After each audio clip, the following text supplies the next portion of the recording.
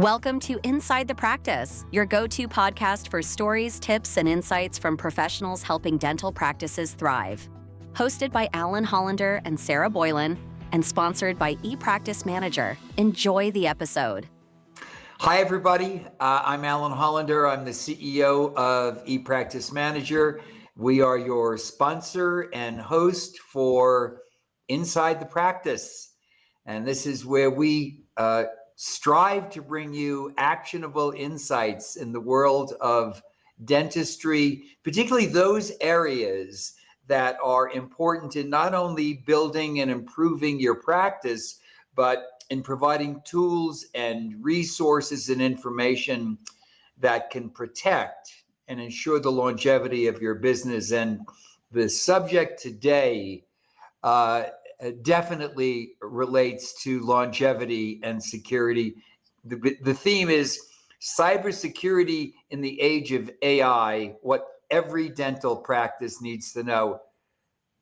Man, this is a hot topic. Everywhere you go, you're reading about AI in one form or another, and how either great or terrifying it can be. And I'm sure our guest today is going to help clear up some of these things for all of us.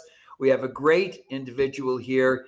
His work is directly related to the protection of health information of your patients, your business, personal data, ultimately, as I said, the longevity of your practice. I want to welcome Paul Murphy. Paul is the Chief Growth Officer of Black Talon Security. He's got 20 years in the tech sector. He is a recognized expert in all aspects of data security. And Paul and his company play a key role in strategic guidance to help businesses stay ahead of emerging cybersecurity threats. Paul, great to have you here. Thank you so much, Alan. Honored to be here. I'm looking forward to our conversation. Yes, me too. Thanks. You know, I was thinking about this, Paul, before the podcast. Protection, the protection of a business, the protection of a community. You can look at this in terms of any type of defense or protection. You know, you go back to medieval times. You know, a nice wide moat, nice and deep. Yes. With like some very ferocious things in it around the castle, or a daunting 30-foot wall where you could place all your archers, you know, and pour hot oil on the onslaught of the enemy. They were often a solid defense for a city, but you could see the enemy. Not so now. The threat has really, it's changed just diametrically. Can you give us an overview of current stats, breaches, attacks on healthcare and dental practices, and why are these types of practices especially vulnerable to cyber attacks? Sure. So, I mean, as you mentioned, it's a growing problem, and one that continues to evolve at such a rapid rate. I will go ahead and share with you and your audience that the reason the dental community has such a big target on its back is due to EPHI, right? It's the data that is stored in every practice. There's a lot of misinformation out there about who is a target, who's not a target. For example, I've met with hundreds of private practice, owners who felt like the target on their back was small or non-existent, where, hackers or hacking groups are targeting big DSO, organizations, and nothing could be further from the truth, right? The target on the back of a general dentist with 6 computers who practices in rural America is every bit as big as a target that's on the back of organizations like Heartland Dental. If you store EPHI, you store patient data, you're the #1 target today for criminal hacking groups.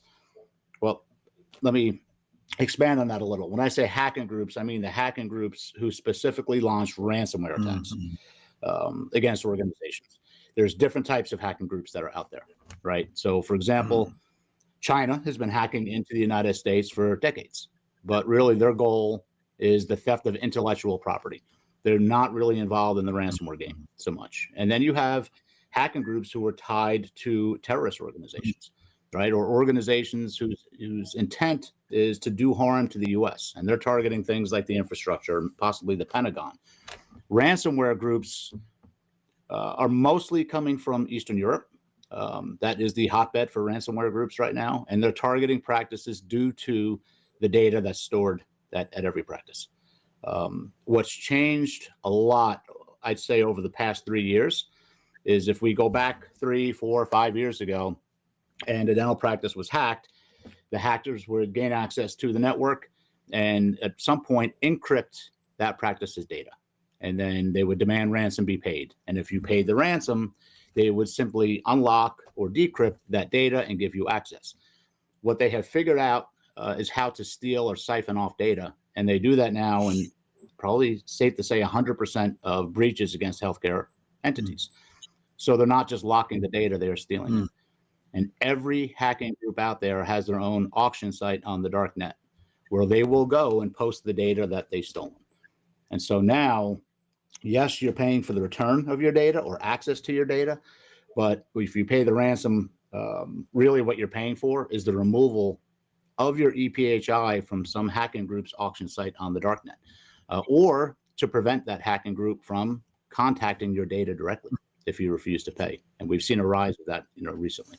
Amazing. It's pretty scary. So they're how they, to use the word that is associated with use in a positive sense, how they monetize this criminal activity beyond having you pay their blackmail, or not blackmail, their ransom, is they then take that data, and whether they return it to you or not isn't the issue. It's the fact that it can then be sold. Correct. Yeah, that's correct. No, there is such a thing, believe it or not, and I hate to even call it this, but honor amongst thieves, where typically if you are hacked by one of these groups and you do pay the ransom, 9 times out of 10, you are getting your data back and they are removing that data from the auction site. In the early days of these attacks, when they first started, when they were just encrypting data and, essentially holding your data ransom, you had a 50-50 chance, at best, of getting your data returned.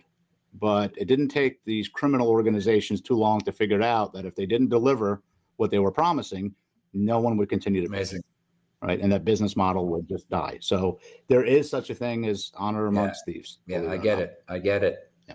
Why is it, Paul, that traditional cybersecurity just isn't working? I mean, there are so many security tools out there. We're besieged with them. I receive them as a business owner all the time. I mean, what happened to firewalls?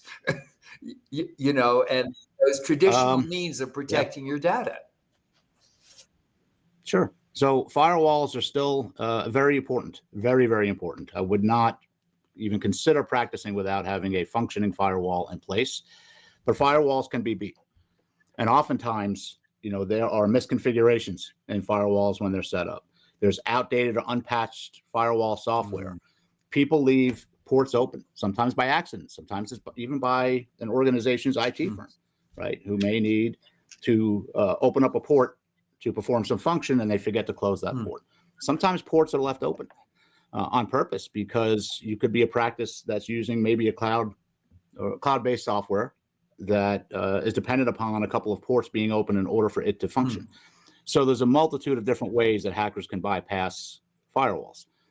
Traditional antivirus was such a great and very powerful tool for the 3+ decades that we've been relying on it. Is it designed to protect a practice from a modern day ransomware attack? Absolutely not.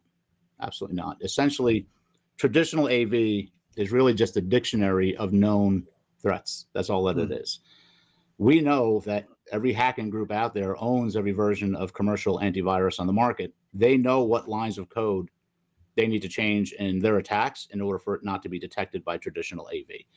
So AV has been replaced now with AI-based, technologies that we call like AV on steroids, essentially. But to answer your question, I guess the tools that we've been using since we kind of all went online and started relying on the internet were not designed to protect organizations from the types of attacks we're seeing today because they simply didn't exist. Yes. There wasn't a market. Yes. It's kind of they're mutating constantly. It's like a virus that mutates, really, isn't it? It is. Yeah. It's so one thing I probably should note is that, as a company, we focus on prevention, right? That's our number one Yes. goal. But we're also a full incident response company. We have a team of forensics investigators and incident response professionals. It's a resource draining part of our company, but one that we feel we need to stay involved in. We have to keep a toe in that water because that's how we keep up, right, with this ever evolving threat. We're never not involved in some type of forensics investigation, typically, in the dental community.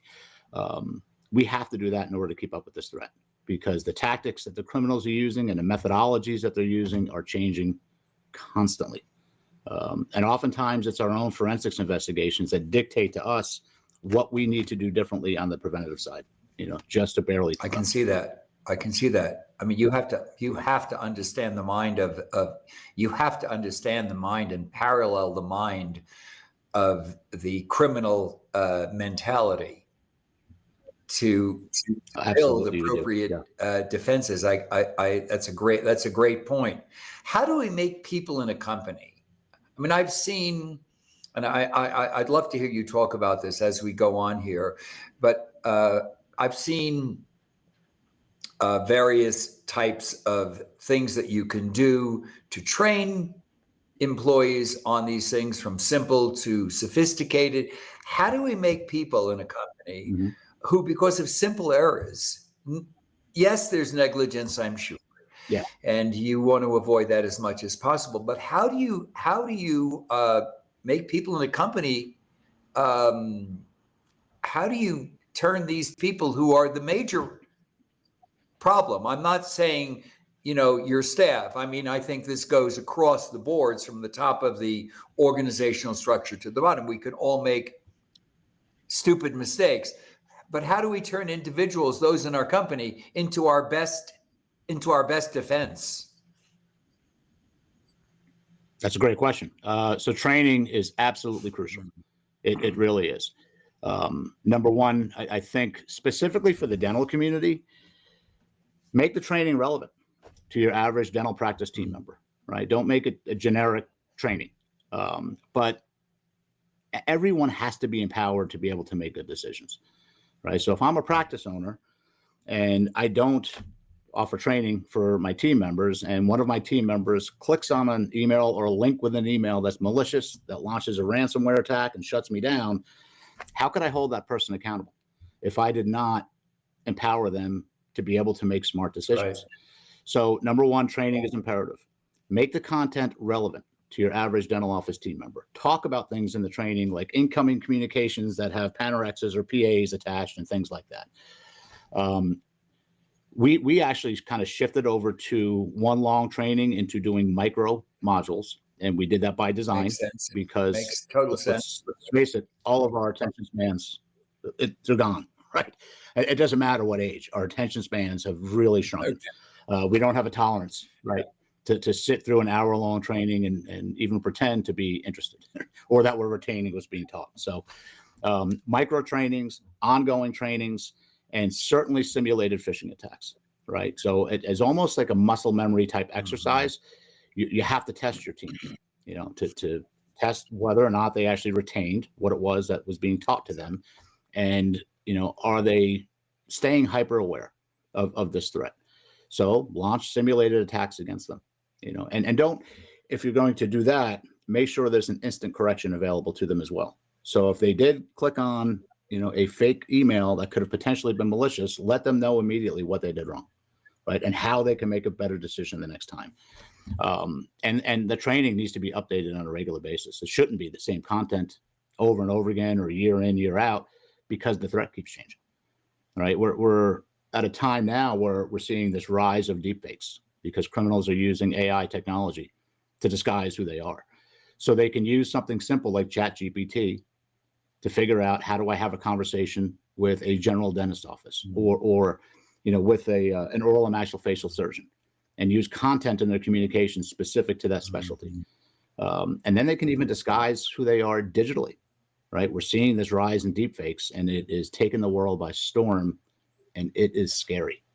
I mean, it is very scary. So training is critical. Yeah. Wow. No kidding. And just, yes, we're big believers in terms of the training that we do on our clients. We know how easy it is for something that is enormously effective, if it's done on a regular basis, to just drop out. Absolutely. And so this idea of constant reinforcement, ongoing reinforcement, is certainly really important. And just you're bringing up really the subject that I think is the hot topic. It's AI. Everybody's using ChatGPT now. There's tremendous anxiety related to AI and how it's being weaponized by hackers. Can you give us any real world examples of AI generated emails that nearly bypassed detection, or may have actually bypassed it? Listen, I've gotten them. Unfortunately, my finance people have gotten them and sent me emails and said, Alan, did you authorize this, very large payment to so-and-so? It's got your email address. And fortunately, they're intelligent enough to catch it. I did have somebody who wasn't right there on it, but give us some examples of this, Paul, so people know, what are you looking for when you are trying to kind of detect these AI generated emails? So trust has to go away. Number one. I'll give you a couple of examples. Yes, so the first time I actually read about this did not involve anything that we were involved in, but it was a company based in Hong Kong, and a very large company. And their CFO, I think, had been invited to speak at a conference somewhere in the world. I was very proud of that. So he took a short clip of a video of himself presenting, to the audience, and he posted it on LinkedIn. So a hacking group grabbed that video. So they grabbed his likeness, they grabbed his speech patterns, his cadence. They compromised that individual's email account, and they were communicating with his employees. And he invited them to attend a web meeting like this. And so now you had two members of the accounting department face to face with their boss, who was the CFO. And the boss instructed them to make 2 wire transfers to cover the cost of, I believe it was construction at that time. Now, this organization did have protocols in place, right, when it came to wire transfers. Pick up the phone, confirm with the person, ordering it, et cetera, et cetera. But since they were face to face with their boss at the time, they skipped that part of the process, and they went ahead and they transmitted funds, and it was theft. Wow. So what had happened was, this hacking group took that video off of LinkedIn and essentially created an avatar of the boss, and you couldn't tell the difference between what was real, what was fake, and so millions of dollars literally went out the door. Last May, we had received a call from AAOMS asking us if we could join a call with them, the ADA, and an agent from the FBI, because the FBI had reached out to Amos to warn them that there was a hacking group that was specifically getting ready to target the OMS community. And what they had said was that some of their agents had picked up some chatter on some of the hacking forums where some of these groups go to talk to one another on the darknet. And so we joined the call, and the agent just said, we detected this chatter. We know this group. They were very successful targeting the plastic surgery community a few months prior. They're going after the oral and maxillofacial surgery market. So just warn your member base to be on alert, be extra aware, be extra vigilant, et cetera. And that didn't make a lot of sense to us. So after the call, we were able to connect on a call with that agent. And we said, there has to be more information here. What is this specific threat? And so what they had told us was that criminal organizations were doing their research, number one, with something basic like ChatGPT, right? How do I have a conversation with an OMS practice? They were picking up the phone and they were actually calling practices and saying, oh, I'm a new patient. I know I need a bone graft and a couple of implants, and I tried to register as a new patient on your website, but it won't allow me to submit, or the submit button won't work. Can you please email me your new patient forms? I'll complete them and I'll send them back to you. And of course, front desk person was, oh, new patient, out. So they would wait about 30 minutes and they would call the practice back and ask to speak with the person they spoke with earlier, because there's some familiarity. And they would say, hey, I just want to let you know I sent my forms in. Can you just click on my insurance card? I want to make sure that came through, the image of my insurance card. And that click was unleashing ransomware. And so number one, they were using AI to figure out how to have a conversation with an OMS practice specifically. Number two, they were using AI to disguise. In this case, it was their Eastern European accents, right? And there was no accent whatsoever. And so, this was a year and a half ago, and they were using AI technology at this level to target private practice owners. We created a video with that information with our own AI program. It took us 30 minutes. We gave it to the ADA, to AMIS, to AAO, to, you name it, and the state dental associations. And we're like, get this out to your member base. Hopefully it's going to protect some people. But yeah, those are just some examples of kind of what we've seen criminals using AI for social engineering. Very interesting. Yeah. Clearly the problem is there. It's acute. It's serious. So how does your firm, how does Black Talon, how do you use that same AI to fight back against this and prevent it? So number one, we'll go back to training, right, that we talked about. And we have an AI program that we use for our training. But we also have tools that we use that are AI-based tools. I mentioned earlier kind of why traditional antivirus software is outdated, right, and no longer effective. One of our tools that we use replaces that. And it's an AI-based tool that has the ability to recognize the fingerprints of malicious code, right? It's not just the dictionary. It's like, this is something that doesn't appear to be normal or okay. It has the ability to detect what it considers to be unnatural lateral movement across an office's network. If front desk one has never communicated with the computer in this consult room, but is doing it at 2 a.m. on a Saturday morning for the first time, it's gonna recognize that and it's gonna flag it. The better technology out there, like this type of technology, it's really called managed detection and response, has the ability to kill that code on its own without human involvement. And it is successful in doing that, most of the time. It has the ability to, on its own, quarantine a device. So if it is front desk one at this practice that's being targeted, this technology has the ability to cut off communication with that device, right, to prevent spread. It also alerts around the clock. Like, we have a team of security engineers that are all US based who have eyes on that console 24/7, 365. So if a threat comes in, or if a device is quarantined, one of our people is going to have immediate eyes on that threat. And they're going to want to know, number one, was this something genuinely malicious, or was it a false alarm? Did the software successfully kill the code on its own? And even if it's reporting that it did, we're still going to take that code at 2 or 3 a.m. on a Sunday morning, and we're going to rip it apart so we know exactly what it was.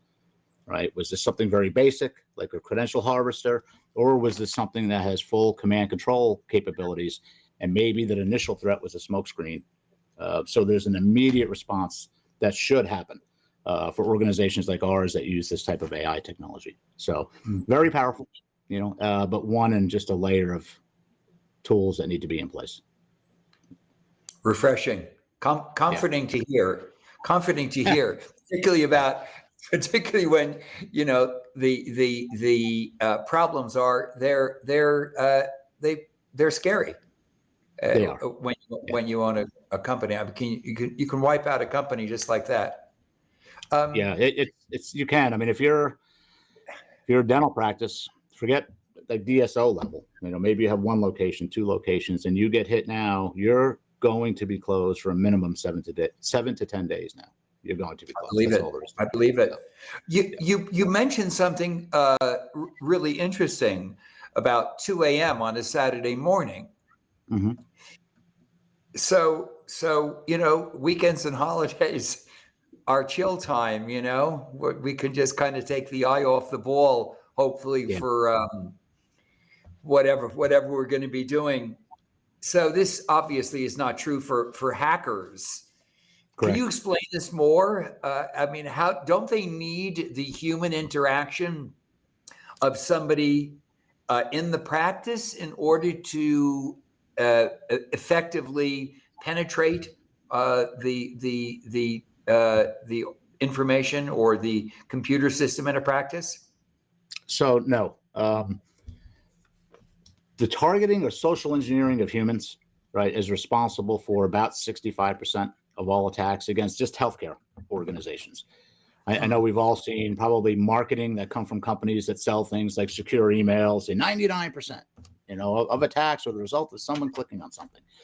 There's no data coming from the insurance company or from companies that do incident response to really support that. What we see is about 65%. The remaining 35% are the criminals targeting and exploiting technical vulnerabilities. So they don't need human involvement in those cases. But also, it's rare that a hacking organization is going to breach a network and automatically deliver ransomware and pull the trigger. They're typically there for a while before they announce that their presence. What they're very, very good at is reconnaissance. Very good at reconnaissance, right? That's how we see so many cloud-based organizations being hit. Is criminals will breach a network and they'll deploy a legitimate tool, like a legitimate screen sharing application, for example, and they'll just sit and they'll watch the office manager or whoever has admin credentials, enter their information to get into a system, for example. So they do it at 2 a.m. on a Sunday morning because they want you off guard, right? They want to take you by surprise. They want you in full on panic mode. Same with holiday weekends, right? I mean, it's every time there's a long holiday weekend approaching, since we're also an incident response company, we're all like, here we go. Like, who's going to lose their holiday weekend? Which of our team members, and we always have a larger group on call going into a holiday weekend because we know criminals like to do that because leading into a holiday, people tend to be a little bit more distracted, right? They are better able to be socially engineered, but also they just love to mess with us. They love to mess with the United States, and sometimes the ransom notes are very snarky and they have to deal with whatever that holiday is. It could be Christmas, right? It could be Passover. It could be Easter. It could be the 4th of July. And they will make mention of that in their ransom demand in a very snarky way. So, yeah, it's, well, we all love holiday weekends, but, at Black Talon, we like them a little bit less, I guess you could say, just for that reason. So. Wow, I get it. What about the use of VPNs, which is becoming very, very popular and widely used? Yeah. How helpful are they? Very helpful, especially with travel. If you're an organization or if you're a practice owner and you're going on vacation with your family, or maybe you're going to this weekend implant course, don't ever connect to Wi-Fi, without being connected to VPN. And we see it happen still so often where someone will go, and maybe it is a CE event, right? And whoever is sponsoring the Wi-Fi will have a code, and people have this false sense of security, like, oh, it requires a password, so I'm okay to connect to this hotel where I'm saying is Wi-Fi. Absolutely not. You have to hide that IP. So, VPN when traveling, working remotely, 100%, absolutely necessary. So, good question. Yes, thank you. Great. Sure. What a great tip. And they're so easy to implement. So you're saying, and I imagine you're on a plane, and you can actually use them on planes. I've used them on flights. You Mm-hmm. can use them on a plane. You can use them in an airport, certainly. Yep. Those must be highly targeted, and hotels. These must be highly targeted areas. Oh, they are. Yeah, without question, they are. So I mean, I would never consider connecting to a hotel's Wi-Fi, and I fly at least every other week. I will never connect to. I'm Delta, so I would never connect to Delta Wi-Fi without my VPN being turned on. Never. Yeah. Yeah. Interesting. Very important. Interesting. Yeah. Can you give just the examples on this are that they help so much to make it real to people. Mm-hmm. I have my own, but I'm interested in perhaps another example or two of a dental cyber attack, and how did Black Talon respond to this, and what kind of lessons can we learn from this? So how we respond has changed since we started this company over 8 years ago. We actually used to go physically on site, right, to help an office, recover. There's no reason for us to have to do that any longer.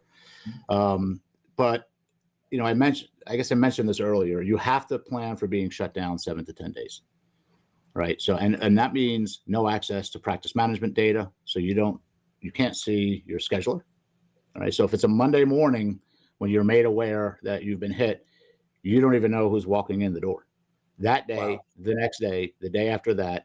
So plan for that. We had a situation not long ago where we were doing an incident response case. And this was, I believe it was a 5-location organization, and it's panic, right? And the hackers want you panicked. And it's who's coming in the door? Like, who's coming in the door? And no one knew what to do. The office manager of one of the locations said, we hired that messenger service to communicate with our patients via messenger last month. I wonder if they have our scheduler. And so she picked up the phone, called them, and they said, yeah, we do. So they were actually able to, contact patients and prevent them from walking in the door that day. But number one, you have to have a plan in place. What are we going to do if we're hit with a cyber attack? And have a plan. How much do we tell the team members? Number one. How do we communicate with our patient base? What are we going to do to stop people from showing up, for at least that week? What does the recovery process look like? Do I actually have a phone number where I can reach my cyber insurance agent on a Saturday or Sunday if I have to? Because if I can't, and I can't open a claim, I could potentially delay my recovery by an additional 2 days, right? One thing I tell people is build a file that's not connected to the network, right? Have that contact information for someone at your insurance company who could be reached 7 days a week, 24 hours a day. Make sure you have cell information for whoever your IT provider is, your IT resource is. Go buy a laptop. Call it the emergency laptop. Load your practice management software, imaging software, et cetera, and lock that thing away. You're not going to be able to run your entire practice if you're shut down from a single laptop, but at least you'll know who you have to contact. And if necessary, you can limp along, right? I can plug a USB into a laptop and shoot a PA, for example, if I had to. And when it's time for the practice owner or one of the owners, et cetera, to get a new laptop, take that one, go buy another replacement one, right? And just kind of keep that cycle going. So these are just things that you can do to kind of cut down on the amount of downtime. We've had it happen where we've been involved in recovery. Maybe we were referred by the ADA to a practice, and we were 2 days into the forensics investigation and the recovery, and then the insurance company would get involved and say, oh, no, you're working with this company. They're next up on the list. And boom, 2 days of time is just now lost, and the practice at the practice's expense. But yeah, and just know it's not pretty. I've been told more than once by practice owners that, the invasiveness of these attacks was worse than the financial impact. When they realized that someone was looking over my shoulder for a couple of days, watching me enter every chart note, and it's creepy, the horrible events. Yeah. Wow, what a lesson. Yeah. That just, the backup on a laptop alone is just that. Doing that alone is enormously valuable. Yeah. It's interesting. It seems like a daunting task. It's a little overwhelming, but of course that's, that it's part of the learning curve. The Right. technology, the constant vigil, it requires a constant vigil. It does. And so you've mentioned some of these. I'm interested in what are the simple steps? What other simple steps? You've mentioned a few. And of course, in terms of bigger picture, Paul, we're talking about, how do we know where we're vulnerable? I'm sure most practices know. I mean, I can't imagine what happens when you go into practices. Well, it's not unlike what we've been doing for decades, which is going into practices that are missing procedural systems that are really hurting the practice. And we see things, and of course, to us, it's quote normal unquote. You must see the same things, the various holes, and I assume you do a security assessment. How was that done? I mean, and it seems to me that would be the most intelligent way to approach this initially. Sure. Yeah. So, we introduce layers of security into a practice. And one of those layers is what you just mentioned. And we do a security risk assessment against all of our clients. And the security risk assessment is actually a simple thing. And it's really the only part of our engagement with a client that takes a little bit of time investment on their part. So one of our credentialed CISOs, or Chief Information Security Officers, will do an interview with a client, again, in a setting like this. They'll invite their IT resource to attend that meeting if they can. And they simply go through a list of questions designed to help us become aware of what this client's entire attack surface is.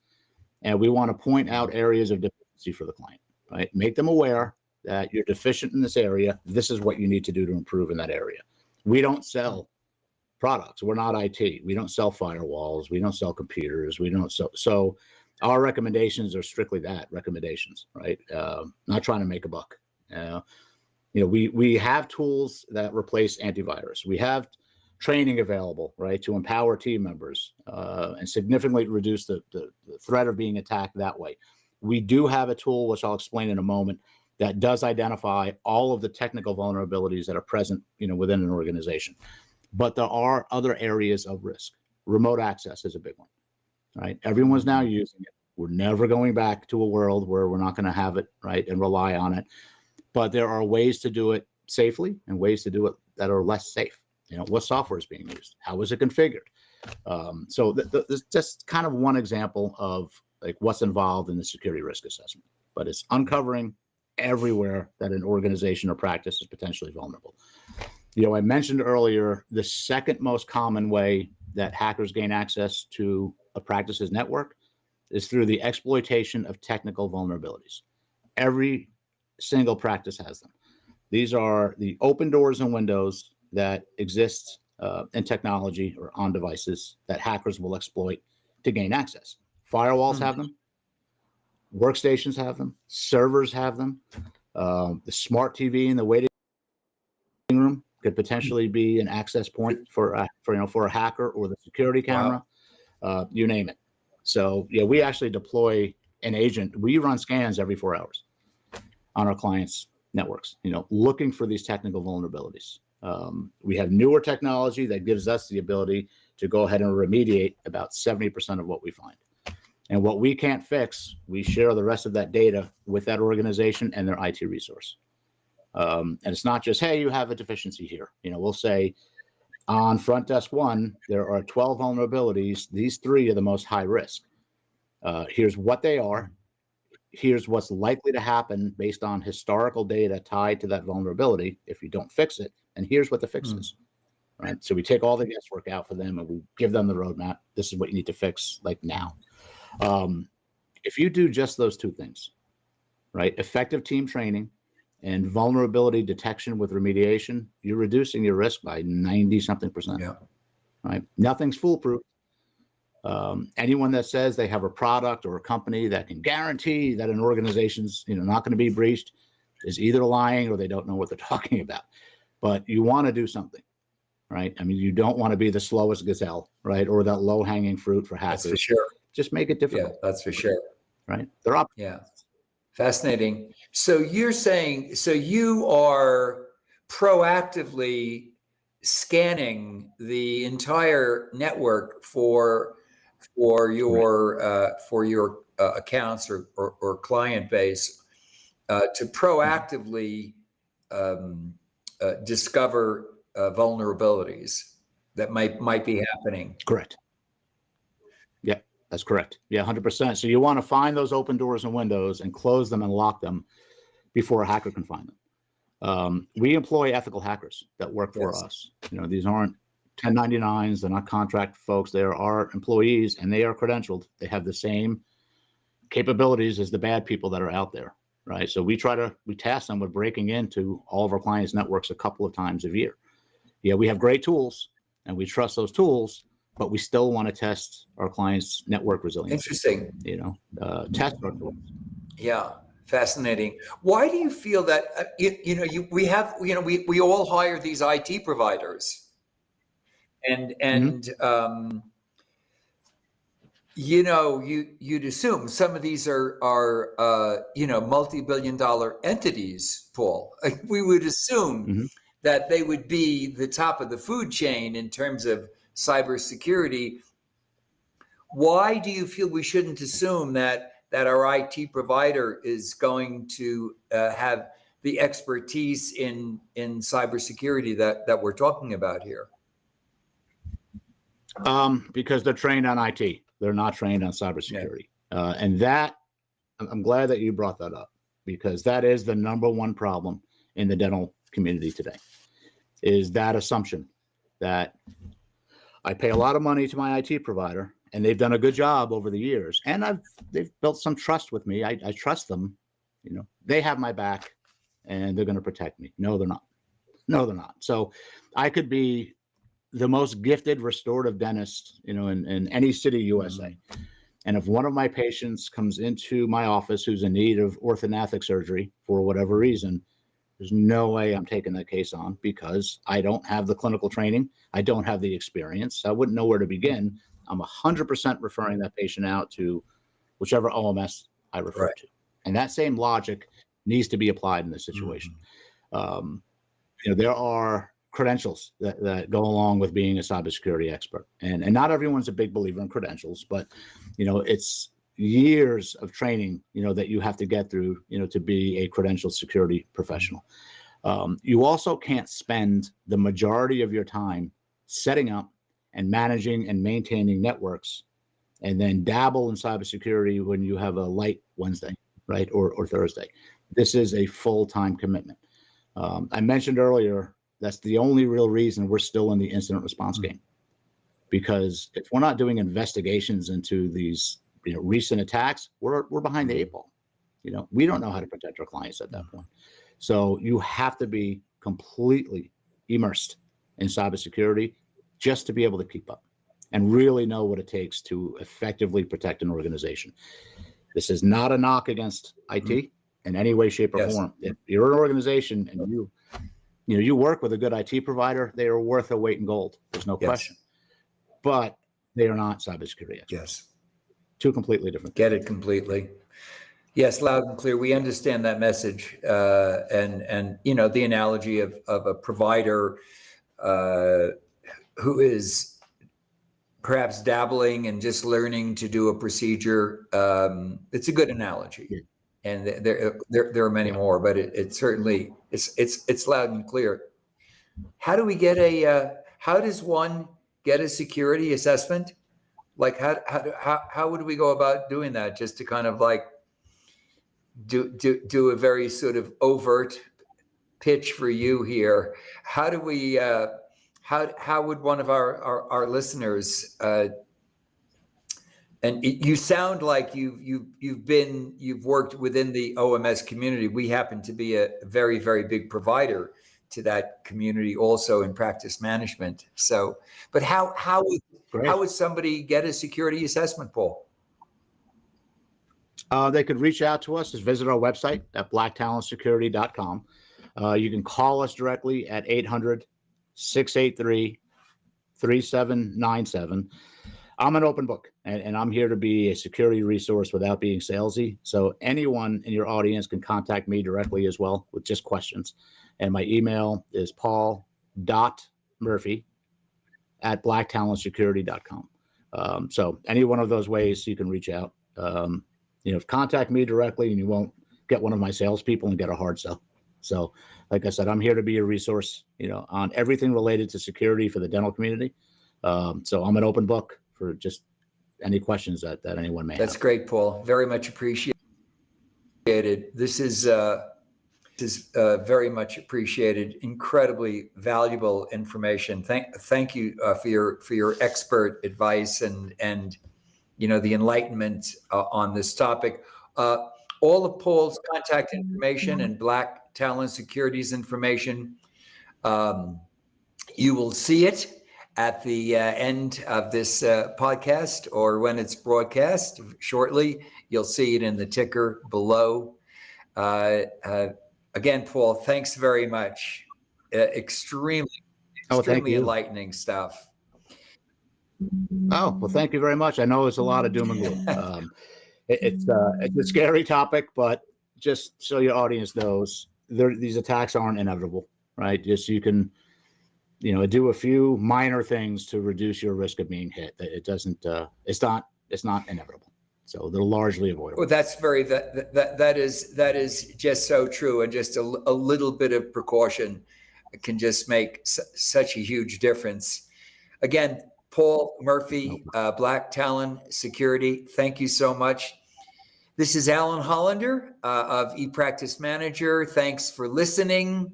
We look forward to continuing to provide the tools and the information that all of you need out there that'll help you have a better practice and, most importantly, the quality of life you deserve. So thanks all. See you again soon. Thanks for joining us on Inside the Practice, sponsored by ePractice Manager.